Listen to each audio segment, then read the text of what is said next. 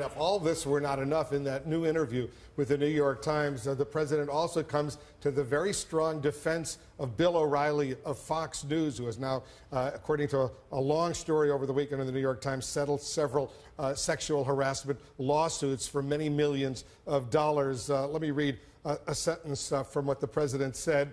I think he's a person I know well. He's a good person. I think he shouldn't have settled. Personally, I think he shouldn't have settled because you should have taken it all the way. I don't think Bill did anything wrong. You know, and that's going to cause a bit of an uproar, shall we say, as well. You know, talk about the education of Donald Trump becoming president.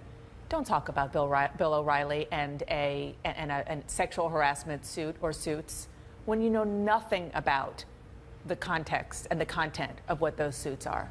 Okay, it's nice that he's a loyal friend. It's nice that they've known each other for years and years, and he's coming to his defense. But he's the president of the United States. And to say that, no matter how nice he's been, is completely inappropriate. Yeah, for the president of the United States, Gloria, to say, I don't think Bill did anything based on wrong. nothing. Yeah, based on nothing.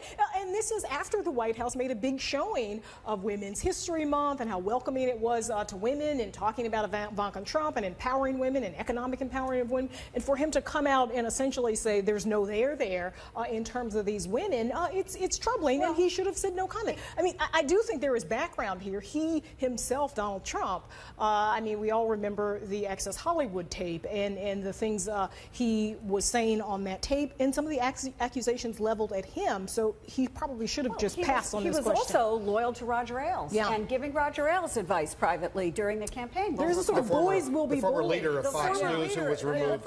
I mean, I am sure that the aides who were in that room were not happy when he weighed in on They probably got physically nauseous. Probably, right.